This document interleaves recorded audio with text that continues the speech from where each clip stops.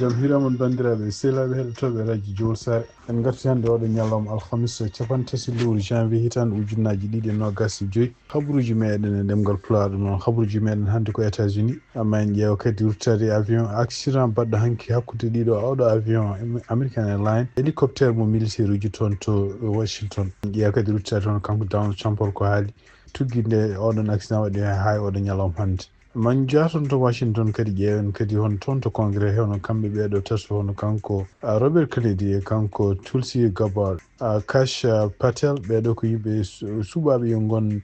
e laamu makko kanko Donald Trump hono ñalawma maɓɓe yaari donc ɗum woni titre uji men ɓuri mawnude oɗo journal ma en ƴeew kadi so tawi wonko kewi ko fati immigration ƴeewde kadi hono kamɓe immigration holtoɓe jarata hannde e haare mabɓe de ɓe gonni en mbiyata wonde pour yaltinde yimɓe criminel e ɗo États-Unis ɗum woni titre uji men ɓuri mawnude e oɗo journal ɗum noon ko meftande Amérique ma en garto desuji muɗum joni joni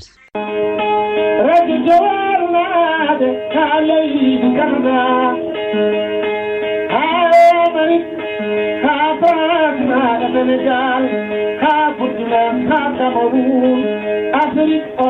Amérique onon fof kettele radio jowol garaje jennde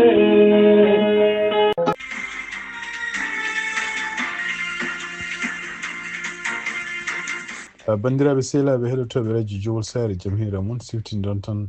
hannde ko alhamis capantati lewru janvier hitande ujunnaji ɗiɗi e nogas hanki jamma hedde hakkude 8h30 jamma ha yettanma 9h30 walla 9h40 ene wayno ko accident bonɗo waɗino toon to aéroport gonɗo toon to Washington mbiyata aéroport Ronald Reagan ɗum noon ko ene wayno ko accident o kadi waɗi ko sara maison blanche kilométre uji jeegom haadema yettade maison blanche ne wayno ko avion goto mo american airline jeeyi ɗum kañum hoore mum ene wayno te hélicoptére goto mo e armée ɗum noon kañƴi ɗiɗi pelɓodiri toon to dow weeyo ɗum noon nde ɗi pelɓodirde kañƴi ɗi fof ɗi janni toon to tunnade hannde galle biyeteɗo AP news ko haali ne wayno ko avion goto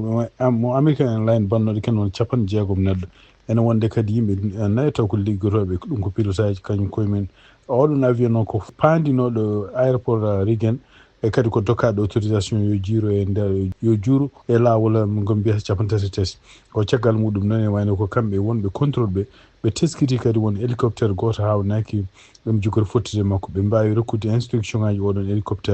hélicoptére o kadi ko hélicoptére militaire uji gonno kañumen koye heblo ɗon noon nde ɓe mbiyata hélicoptére o yo hoto fottude makko yo rew caggal makko taw woni trop tard ene wayno donc kañƴi ɗiɗi pelɓodiri e weeyo pelɓodirɗon noon ene wayno ko taw woɗɗani maison blanche ɗum noon ken wona 5 kilométre walla 6 kilométre to woɗɗani maison blanche donc maayo wiyetego Potomac ɗum noon ene wayno ko maayo kadi ganduɗa ko jangol bongol woni toon e kadi won nokkuji gonɗi e maayo he ni koko wontuno glace ɗum noon ko ɗum woni tawde ha hannde won heddiɓe ɓe jiita ɓe ɗaminaki hankkadi won hettotoɓe taw ne mbawi wurde ɗum noon e tugnade hannde ko mayɓe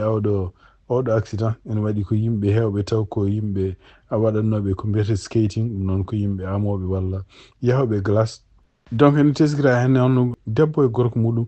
taw kadi kañumen ko champion ngaji ndeɗo fijiri wiyete skating ɗum noon ko ino mbino yimɓe amoɓe glace ene wayno ko kañumen taw ko risinaɓe resnirnoɓe tan ma won lewru joni kañumen gonde goreji men e équipe no wurno kañumen jeeya e mayɓe oɗo accident pendant que yimɓe ne goni e kullol oɗo sadio won yimɓe ne goni e sunare hono kanko président Donald Trump ene wayno ko yalti no hanki o yalti hannde kadi surtout conférence uji ɗi waɗi conférence mo waɗi noon ene wayno ko ɗon ɗo foti journaliste uji d' abord o wi wonde ko ɗum ɗo fof ɗiɗo accident ji addi ɗum ko sibabunde hono kanko ancien président Barack Obama e kanko ancien président kadi Joe Biden ene wayno ɓe mbaɗani liggaki no fewi ha ko wiyete kisal ene wodde ko fate en avion ngaji no juuroto walla no diwrte e Amérique o wawi addude hen kadi o wi wonde ko ɗo wayno ko laamuji mabɓe kanko président Joe Biden e kanko kadi ancien président Barack Obama ene wayno ɓe mbawino addude yimɓe hewɓe taw ko yimɓe ɓe mbiyata DEI noon wonande kadi yimɓe ɓe ganduɗa ko konngol anglais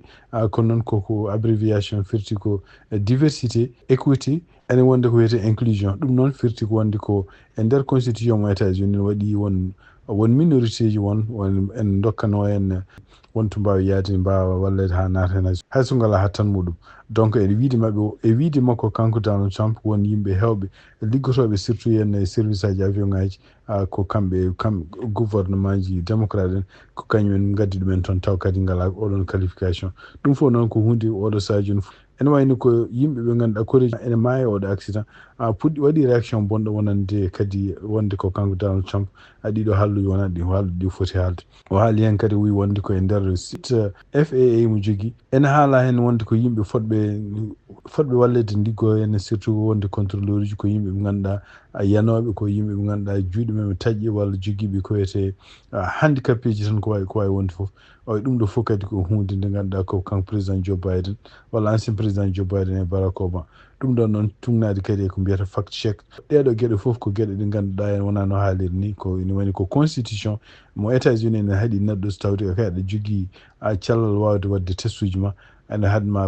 waɗedema discriminé si babu naɗa jogui won handicapé mo won kanko Donald Trump kadi ene wayno ko tugnade hande CNN ko haali wonde ko no yinno feccirde Amérique naaɓe ni e temps campagne hande kadi ko ɗen gueɗe waɗata ko wawi wonde fof ene wayno ko caggal muɗum kanko Donald Trump ene wayno o nomi neɗɗo goto yo won gardi FAA noon ko fedde ko goomu laamu toppitiɗo ko fate en avion ngaji kisal muɗum e nder kadi nodde jaltuɗo hande wonno kanko Donald Trump o signini kayit kadi o wiide wonde ko yimɓe wonɓe FBI liggotoɓe FBI ɓe fof taw ko yimɓe mbiyete ɓoyɓe toon oɗo sa joni ene wayno ko rokki ɗumen yo démission walla kañumen koye men koko jogori sekede ɗum noon e wiide makko wi wonde ko alay saago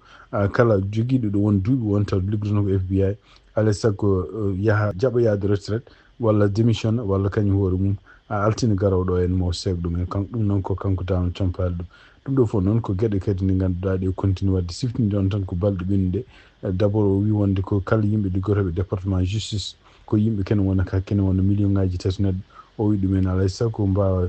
jabde kañumen koye men en goppa ligguey men o yoɓa ɗumen kene wona lebbi jeetati so ɓen paadi ɗon calima yaade ha ñande 6 lewru février kanko hoore makko o ceeko ɗum ɗon kadi ko ɗum woni rewi kadi ko caggal muɗum kadi kanko hoore makko kanko Donald Trump aljuma ɓennuɗo o windini kadi memo kanko hoore makko seeki wonde wiide wonde ko kala inspecteur uji généraux uji gonnoɗe e département ji gouvernement fédéral foof ene woni cakama ɗum ɗo fof ko gueɗe ɗe ganduɗa en tugnade hande haralaɓe ko fati politique ko gueɗe ɗe ganduɗa kanko Donald Trump yiɗi ko addude yimɓe ɓe ganduɗa enen gonɗini ko yiɗi ko kadi koko yamiri ɗumen toon mbaɗata pour wonde kala département mo yiɗi wadde hunde taw ala bawɗo contrôle demo hande ko fati gouvernement makko kanko Donald Trump ene woni ko ñalawma e ñalli ko tension ngaji walla donc ko dukuji goni toon to congrès ɗum noon ko hakkude ɓeɗo tati hono kanko Kash Patel cuɓaɗo yo arde FBI e kanko Tulsi Gabbard cuɓaɗo yo arde intelligence national e kanko biyeteɗo Robert F Kennedy cuɓaɗo yo arde ko fati cellal donc ko fati Kash Patel ene wayno yimɓeɓe ciftinimo wonde ko won gueɗe gueɗɗe windino wino wonde so tawi kanko o ardino FBI nokku mo FBI mo hutorto pour wadde toon enquête aji o wino oɗon nokku mo uddu ɗum o waɗa toon gueɗe ɗe ganduɗa ko wayno pijirloji o haalino kadi kanko Kash Patel wi wonde ko FBI ene wayno kañum hoore mum liggonta ko laamu gouvernement fédéral liggonto ko laamu état mo mbiyata état tataɓo ɗum noon ko état contre Donald Trump en ɗum noon ko ɓe gultinimo hen wonti dukoji ene wayno saɗima reftude kaɗon haala donc kanko Tulsi Gabbard ene woni ko caɗele ɗe o hande tampindemo ko halluji ɗi o haalno e campagne e kadi ko addi campagne surtout yenno wiide wonde mo defanda hono kanko biyeteɗo Edward Snowden oɗon ene wayno ko neɗɗo liggotonoɗo e NASA e nder hitande ujunnaji 2013 kañum hoore mum yaltinino won information ngaji secret ɗum noon ko gueɗe ɗe ganduɗa henne sako NASA jeeyi ɗum wi wonde ko waɗi en ñande 20 lewru juin hitande ujunnaji ɗiɗi e 20 caggal nde département justice faye makko wi wonde koko portimo plainte ɗum noon ko gueɗe ɗiɗi ɗo takka ɗum noon ko fati espionnage kuulal mbiyata ɗum acte hitande ujunere 1970 pratiquement wujjude gueɗe ɗe ganduɗa taw ko gouvernement fédéral jogui jeeyi ɗum noon nde andi kanko hoore makko mo jogorɗo nanguede walla ko jogorɗo sokede balɗe ɗiɗi caggal muɗum ene wayno ko diwi o fayi toon to Moscou ɗum noon o ene wayno ko wonti citoyen russe gila oɗon saha kanko Edward Snowden en wani ko ton to Russie woni en wani ko hay sinno oɗo saha joni ko ñawaɗo ko no ñawirta o ñawirta tan ko wiyete ko timance ko wawi wonde fof ne wani ko Tulsi Gabbard winomo meeɗin haalde halluji wi wonde ko kanko Edward Snowden ko jambaro won halluji kadi kanko hoore makko Tulsi Gabbard o namda toon ɗum noon ko halluji surtout henne ko fate Vladimir Putin par ce que ko neɗɗo jettannoɗo ɗum no fewi kono o wawi jabde kam o wi wonde ko haare wonde hakkude Russie e Ukraine nde e wayno ko kanko Vladimir Putin fuɗɗi ɗum e kadi ko gueɗe ɗi ganduɗa henno fotani wonde hay sinno kanko e nder halluji makko ɓennude o wino wonde ko États-Unis e yimɓe OTAN kañumen mbaɗi feere ha wonni haare nde wonde ko kamɓe Russie naɓe e kamɓe Ukraine naɓe ɓe kaɓi o namdama kadi gueɗe kewɗe ko fate henno surtout henno halluji ɗi o haalno ko fate ancien président Assad en wayno kanko hoore makko meeɗi yillade ɗum ene wayno o meeɗi yaade to muɗum e nder hitande ujunnaji ɗi e sappo e jeeɗiɗi kanko hoore makko jodde muɗum ene wayno ko e oɗon saaha o wino wonde ko intelligence mo Amérique jogui ko fate henno bonandeji takkata hono Assad ɗi godani ɗon e wayno oɗo saaha joni o wi wonde ko fuɗɗima yaltude kam ko fate henno affaire Assad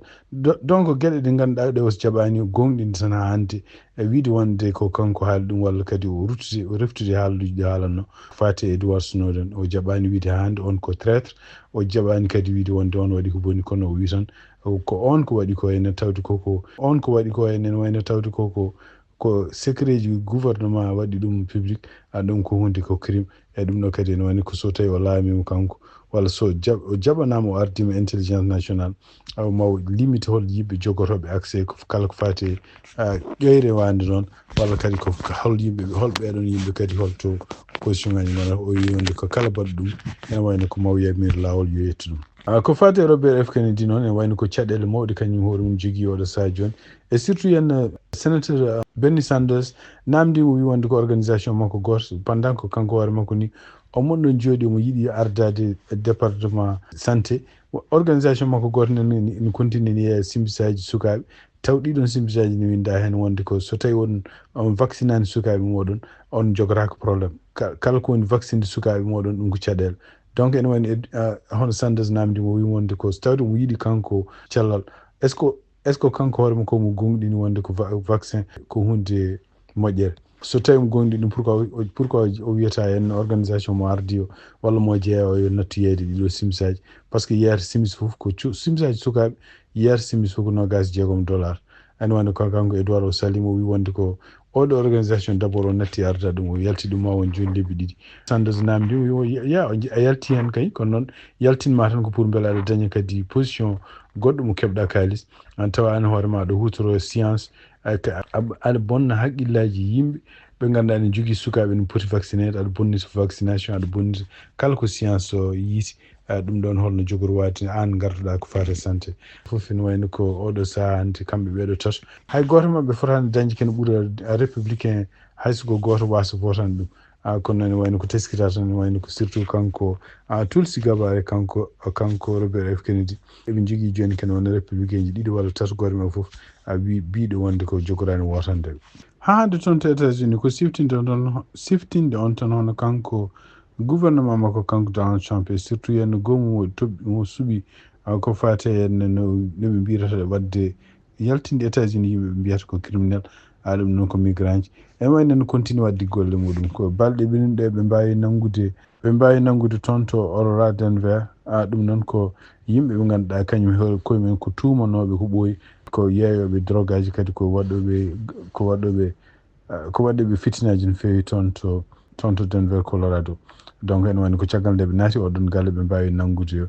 goto ɓeɗo yimɓe ɓe ganduɗa ko yimɓe kadi hulɓiniɓe ko andaɓe ko gang mamboji donc jiida e ɗum ɗon ene wayno ko won gueɗe kewɗe ne kaale e oɗo saha joni e médiaji ɗum noon ma en saha foof ma en gartu hen woni hen gueɗe ɗe ganduɗa puɗɗon yimɓe potiri annade radio Jowol Sare wawa wajade hay goto ko fate e droit ji kono noon au moins ko firtan ɗon tan ko haalta e médiaji ɗi d' abord ene wayno ko hawnaki kamɓe yimɓe immigration wiyeteɓe ɗo ICE walla yimɓe ɓe ganduɗa liɓɓeɓe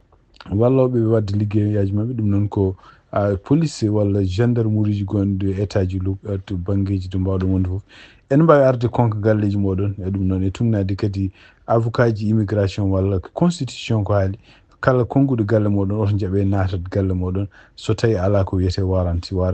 autorisation pour nadde galle muɗum walla autorisation pour recherche ude ko wawi wonde foof e tungnade hannde avocat ɗi ko alata ne waɗi gueɗe ɗiɗi kamɓe immigration eɓe jogo ɗum hen gueɗel ko gueɗel ɓe ganduɗa ko immigration yamira yo ya ƴeftoya neɗɗo oɗon neɗɗo noon immigration wawa wadde yamirore nde tawne wawi nadde galle moɗon donc ɗum ɗon oto jaaɓe ɓe naata galle moɗon ɗum ko ɗum woni ko avocat ɗi kalata gueɗel gonguel ngel noon ko juge ko kañum hoore mum signinte oɗon kayit so signini oɗon kayit ma on jii less muɗum juge o inde mum ne waɗa hen e kadi holko woni sababu ne oɗon kayit ne signine oɗon kayit noon so tawi ɓe gaddi ɗum eɓe mbawi eɓe jogui droit nadde galleji moɗon kono ko wawi wonde foof oto jaaɓe ɓe naata galleji moɗon walla ɓe kollono oɗon kayit ni so tawi ɗum guddirdamal ɗum woni ko avocat ji kalata donc so tawi oɗon mbawi wiide yooɓe ndewnu ɗum less damal walla yooɓe ndewnu ɗum fallantere ha mbawon yiide kayitaji ɗiɓe jogui ɗi ɓuuri moƴƴude moɗon oto jaaɓe ɓe naata gueɗel gonguel koɓe avocat ji kalata kadi ne wayno ko so tawi kamɓe immigration ɓe gaari oto jaaɓe jaabade won question ngaji won so tawi ɓe kalde moɗon tan mbiya wonde ko ɗum jogui droit wadde ko mbiyete 5e amendement leydi ndi firti wonde ko a jaabata ko hay goto guila police hay kamɓe FBI ko wawi wonde foof pour wadde hota wadde hoorema nannude hoorema e caɗele tungnade hande ko ɗum woni ko avocat ji kalata donc no sa fof ma en gaddu kadi ma en guittu ko avocat ji kalata ko avocat ji noon ko avocat ji immigration hen saji en mbajo wajuji taw wajuji ɗi en alama kocciri ɗum ko wajuji tan pour ko wiyete en information général hawnaki sa fof ma en gaddu ko mbawɗen firtude ɗemgal Pulaar pour yimɓe ɓe mbawa naftorade donc e gueɗel gonguel kadi ko kamɓe avocat ji ɗi foof ko ɓe ɓuuri wawde haalde oɗo saha joni ene wayno ko kamɓe yimɓeɓe immigration neldi oɗo saha joni ɓe ɓuuri wawde yiilade ko yimɓe ɓe ganduɗa ñawanoɓe walla yimɓe ɓe ganduɗa wonɓe ko wiyata procédure kañumen koyemen ponno yaltude leydi walla yimɓe ɓe ganduɗa kañumen koyemen mbaɗi crime aji hay sinno en jogui kayitaji leydi ndi so tawi ne mbaɗi crime aji eɓe jogui dossier ji men siftinɗon tan kadi ko e tungnade hande avocat ji kalata ɗum kadi ko hunde nde ganduɗa ene foti famede pour yaltinde yimɓe leydi États-Unis nawta ɗumen ene wayno wona e kanko Donald Trump fuɗɗi ɗum noon président bawɗo wonde foof guila e démocrate en ha e indépendant laamal leydi ndi foof ene wayno yaltini yimɓe ɗum noon so tawi duttima ko ɓenni donc hande tungnade statistique mo kamɓe immigration ɓe jogui ɗum noon so ƴeewi laamuji tati ɓennuɗi ɗiɗi hono laamu kanko Barack Obama tuggi hitande ujunnaji ɗiɗi jeenayyi ha hitande ujunnaji ɗiɗi sappo e jeegom laamu makko kanko Donald Trump hitande ujunnaji ɗiɗi sappo e jeeɗiɗi ha hitande ujunnaji ɗiɗi e nogas e laamu makko kanko Joe Biden hitande ujunnaji ɗiɗi nogas goho ha hitande ujunnaji ɗiɗi nogas nayyi ene wayno ko ni wayi kanko Barack Obama ene wayno ko président ji États-Unis président ji États-Unis meɗi laamade fof ko kanko Barack Obama ɓuuri déportude yaltinde yimɓe leydi ndi Barack Obama ɗum noon ko mandama ko gadano e nder tuggi hitande ujunnaji ɗiɗi e jeenayyi ha hitande ujunnaji ɗiɗi e sappo e ɗiɗi yaltuɓe leydi ndi henna sibabunde kanko yaltini ɗumen walla jaltini koye men ko million ngaji 3.50 ujunere temedde jeeɗiɗi e capanɗe tati e jeeɗiɗi donc ene jeeya e ɓeɗon million e feccere ko kanko yaltini ɗum ko déporte ɗumen million kene ɓuura million e feccere kadi ko kañumen jaltini koye men mandama ko ɗiɗo ko kanko Barack Obama o yaltini kene wona million ngaji ɗiɗi e capanɗe jeeɗiɗi ujunere temedde jeegom e capanɗe jeenayyi e nayyi donc ene jeeya e ɓeɗon yaltuɓe million e feccere ko kanko yaltini ɗumen kanko Barack Obama Donald Trump nde nderewi hen nde hitande ujunnaji ɗi e sappo e jeeɗiɗi ha hitande ujunnaji ɗi nogas yaltini tan ko million ngaji ɗiɗi e million ngaji ɗiɗi e ujunere temedde ɗiɗi e capanɗe jeenayyi neɗɗo donc ɓeɗo ɗiɗo million hen million e temedere capanɗe jeenayyi e joyyi ujunere e temedde joyyi e nogas ko kanko yaltini ɗum kono heddi ko fof no kañum jaltini hoore mum donc on gandi kam hono kanko Donald Trump o yettaki hono Barack Obama to yettinoɗo refti hen ko kanko président Joe Biden e laamu makko tuggi hitande ujunnaji ɗiɗi nogas goho ha hitande ujunnaji ɗiɗi nogas nayyi yaltuɓe leydi ndi tan sibabunde soit ko kañumen kanko déporte ɗumen soit ko kañumen jaltini koye men ko million ngaji 4 e temedde jeegom e capanɗe jeeɗiɗi e jeeɗiɗi ujunere e temedde joyyi e capanɗe nayyi neɗɗo ɓeɗon ene jeeya hen yimɓe ɓe ganduɗa henna kañumen koye men jaltin duttinakilal frontiére uji kene wona million ngaji ɗiɗi e temedde jeeɗiɗi e capanɗe joyi e temedere nogas neɗɗo won hen kadi ene wayno ko kañumen jaltini koye men leydi ndi ken wona million e temedde ɗiɗi e capanɗe jeeɗiɗi e nayyi ujunere e temedere capanɗe jeeso donc ɗum ɗo fof ko e tugnere hannde haralleɓe ko fate immigration ɗum ɗo ko gueɗe baɗoje toujours wona président républicain walla démocrate ɗum ɗo ko hunde waɗata kono noon ko Trump waɗata ko joni ko Trump waɗata ko joni ko ha hannde tugnade won avocat ji won ko gueɗe tan ɗe o haalno e campagne makko kono noon hawnaki ɗum ɗo fof ma deeƴoy saabu ha hannde tugnade kadi koɓe kaali koɓe yimɓeɓe puɗɗi nanngude ɓe fof ko yimɓe ɓe ganduɗa henna inde mumen déjà ne gonno e dossier ji kadi ko yimɓe andunoɓe guila e laamuji gadduno ko joni tan ɓe gummani ɗum ɓen continue liggodade e laamuji état ji ɗi pour wawde ƴewde kala to koɓe yimɓe ɓe mbiyata criminel en to goni pour yaltinde men leydi ndi bandiraɓe sehlaɓe heɗotoɓe radio sar ɗi kabaruji min jogonnoon hannde oɗo ñalawma alhamis 13 lewru janvier hitande 2024 en mbaali jaam ha janggo kadi on jarama